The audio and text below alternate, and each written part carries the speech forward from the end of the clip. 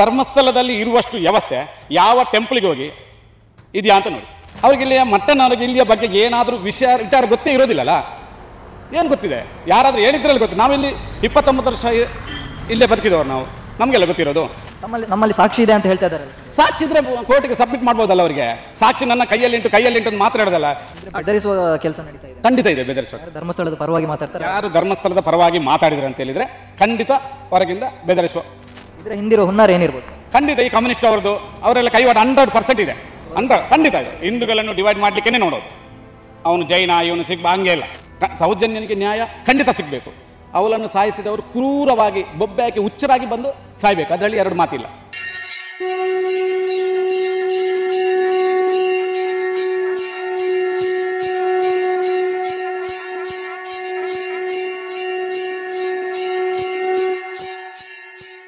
Sir ನಮಸ್ಕಾರ, ತಮ್ಮ ಹೆಸರು? ನಮ್ಮ ಹೆಸರು ಕೇಶವ ಅಂತ.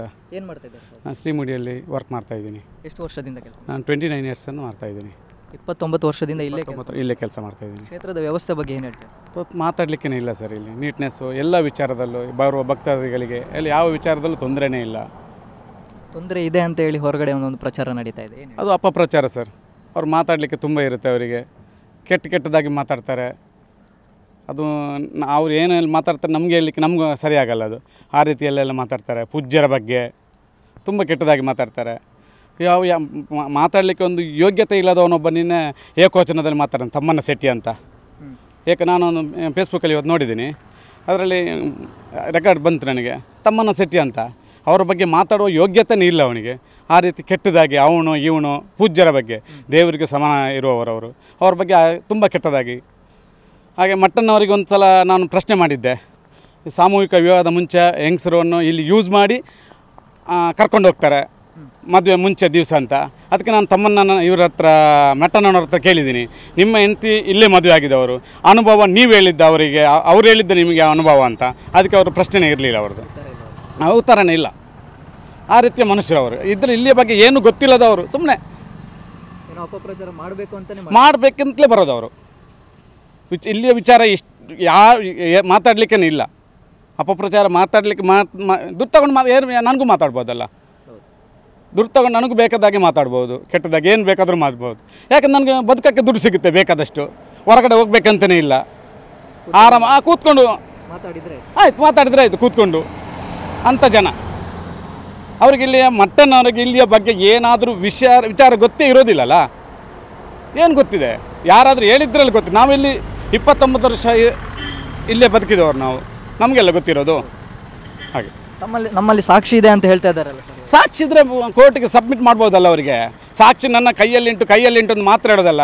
ತುಂಬ ಜನ ಹೇಳ್ತಾರೆ ನನ್ನ ಹತ್ರ, ಅವರ ಹೆಸರೆಲ್ಲ ಗೊತ್ತಿಲ್ಲ ನನಗೆ. ಸಾಕ್ಷಿ ಒಂದು 20 ಜನ ಹೇಳ್ತಾರೆ ನನಗೆ ಸಾಕ್ಷಿ ಇದೆ ಒಪ್ಪಿಸಲ್ಲ. ಸಾಕ್ಷಿ ಒಪ್ಪಿಸಲಿ.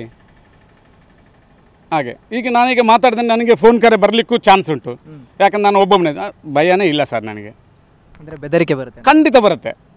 ಈಗ ಈ ರೀತಿ ಮಾತಾಡಿದೆ ಅಂತ ಖಂಡಿತ ಬರುತ್ತೆ ಫೋನ್ ಕಾಲ್. ಈಗ ಪುನೀತ್ ಕೆರೆಯಲ್ಲಿ ಅವರಿಗೆ ತುಂಬ ಜನ ಕಾಲ್ ಮಾಡಿ ಹೇಳಿದರು, ಹಂಗೆ ಹಿಂಗೆ ಬನ್ನಿ ಉಜಿರೆಗೆ ಅಂತ. ಬೆದರಿಸುವ ಕೆಲಸ ನಡೀತಾ ಇದೆ? ಖಂಡಿತ ಇದೆ ಬೆದರಿಸುವ. ಯಾರು ಧರ್ಮಸ್ಥಳದ ಪರವಾಗಿ ಮಾತಾಡ್ತಾರೆ? ಯಾರು ಧರ್ಮಸ್ಥಳದ ಪರವಾಗಿ ಮಾತಾಡಿದ್ರು ಅಂತ ಹೇಳಿದರೆ ಖಂಡಿತ ಹೊರಗಿಂದ ಬೆದರಿಸುವ ಇದೆ. ನಿಮ್ಗೆ ಏನಾದರೂ ಅನುಭವ ಇದೆಯಾ ಸರ್? ಇಷ್ಟರವರೆಗೆ ನನಗಿಲ್ಲ, ಇನ್ನು ಖಂಡಿತ ಬರುತ್ತೆ. ಮತ್ತು ನಾನು ಫೇಸ್ಬುಕ್ಕಲ್ಲಿ ನಂದು ಒಂದು ಹಾಕಿದ್ರು ಯಾರ ಪೋಸ್ಟು, ನಾನು ಫೇಸ್ಬುಕ್ಕಲ್ಲಿ ಇಲ್ಲ ಈಗ. ಇವನು ಕಾಮಂದರ ಸಂತಾನ, ಇವನ ಜಾತಕ ಕೈ ಸೇರಿದೆ, ಮುಂದೆ ಇದೆ ಮಾರಿ ಹಬ್ಬ ಅಂತ 3-4 ಫೋಟೋ ಹಾಕಿ ಮಾಡಿದರು. ನಿಮ್ಮದು? ನಂದು. ಯಾಕೆ ಸರ್ ನೀವೇನಾದರೂ ಇದ್ರ ಬಗ್ಗೆ ಮಾತಾಡ್ತಾ ಇದ್ದೀರಾ? ಇಲ್ಲೇ ಇರೋದಲ್ಲ, ನಾವು ಮಾತಾಡ್ತೀವಿ, ಕಾಮೆಂಟ್ ಎಲ್ಲ ಹಾಕ್ತೀವಿ. ನಮಗೆ ಗೊತ್ತಿರೋದು ಪೂಜ್ಯರ ಬಗ್ಗೆ ದೇವ್ರ ಸಮಾನವಾಗಿ ನೋಡೋರು ನಾವು. ಅವ್ರ ಬಗ್ಗೆ ಮಾತಾಡುವಾಗ ಒಬ್ಬ ರಕ್ತ ಕುದಿಯುವವನು ಖಂಡಿತ ಮಾತಾಡ್ತಾನೆ. ಸೌಜನ್ಯನಿಗೆ ನ್ಯಾಯ ಖಂಡಿತ ಸಿಗಬೇಕು. ಅವಳನ್ನು ಸಾಯಿಸಿದವರು ಕ್ರೂರವಾಗಿ ಬೊಬ್ಬೆ ಹಾಕಿ ಹುಚ್ಚರಾಗಿ ಬಂದು ಸಾಯಬೇಕು. ಅದರಲ್ಲಿ ಎರಡು ಮಾತಿಲ್ಲ. ನಾವು ಸೌಜನ್ಯನ ಸಾಯಿಸಿದವರು ನಾವು ಅವರಿಗೆ ಖಂಡಿತ ಇದು ಸೌಜನ್ಯನಿಗೆ ನ್ಯಾಯ ಸಿಗಲೇಬೇಕು. ಒಂದು ಹುಡುಗಿ, ಪಾಪದ ಹುಡುಗಿ. ಹಾಗೆ ಅಲ್ಲ ಸರ್, ಇವಾಗ ಒಂದಿಷ್ಟು ಸಭೆಗಳೆಲ್ಲ ಆಗಿದೆ, ಧರ್ಮಸ್ಥಳ ಚಲೋ ಮಾಡ್ತೀವಿ, ಧರ್ಮಸ್ಥಳಕ್ಕೆ ಮುತ್ತಿಗೆ ಹಾಕ್ತೀವಿ ಅಂತೇಳಿ. ಇದರ ಬಗ್ಗೆ ಸ್ಥಳೀಯವಾಗಿ ತಾವೇನು ಹೇಳ್ತೀವಿ? ಅಷ್ಟು ಸುಲಭದಲ್ಲಿ ಇಲ್ಲಿ ಮುತ್ತಿಗೆ ಹಾಕ್ಲಿಕ್ಕೆ ಇಲ್ಲಿ ಯಾರು ಬಲೆ ತೊಟ್ಟಿ ಇರೋದಿಲ್ಲ ಸರ್. ಪೂಜ್ಯರೊಂದು ಮಾತು ಮಾತಾಡಲಿ, ಆವಾಗ ಬೇರೆನೇ ಆಗುತ್ತೆ. ಅವರೀಗ ದೇವರು ಮಾತಾಡೋದಿಲ್ಲಲ್ಲ. ರಾಕ್ಷಸರು ತುಂಬ ಜನ ಮಾತಾಡ್ತಾರೆ. ರಾಕ್ಷಸರು ಇರುವಾಗ ದೇವರು ಇರಲೇಬೇಕಲ್ವ. ಆಮೇಲೆ ನೋಡ್ಕೊಳ್ಳೋ ಮುತ್ತಿಗೆ ಹಾಕುವಾಗ ಅಂತ. ಈ ಅಪಪ್ರಚಾರದ ನಡುವೆ ಸರ್ ಹೊರಗಿಂದ ಬರೋ ಭಕ್ತರಿಗೆ ಅಥವಾ ಏನಾದರೂ ಗೊಂದಲ ಇದೆ ಇಲ್ಲಿ ಹೋಗಬೇಕೋ ಬೇಡೋ ಅನ್ನೋಂಥ? ಖಂಡಿತ ಇಲ್ಲ ಸರ್.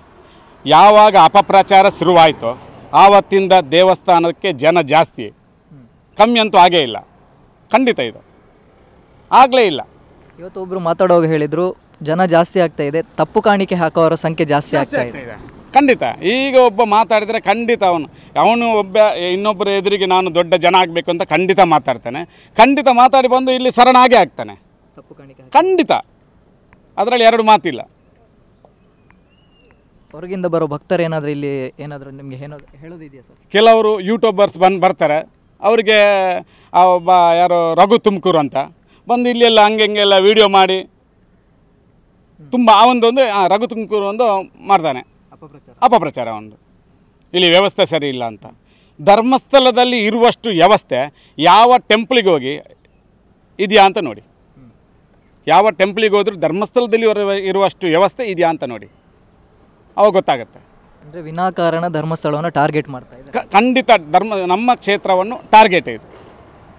ಇದರ ಹಿಂದಿರೋ ಹುನ್ನಾರ ಏನಿರ್ಬೋದು? ಖಂಡಿತ ಈ ಕಮ್ಯುನಿಸ್ಟ್ ಅವರದು ಅವರೆಲ್ಲ ಕೈವಾಡ 100% ಇದೆ. 100 ಖಂಡಿತ ಇದು. ಹಿಂದೂಗಳನ್ನು ಡಿವೈಡ್ ಮಾಡಲಿಕ್ಕೇ ನೋಡೋದು.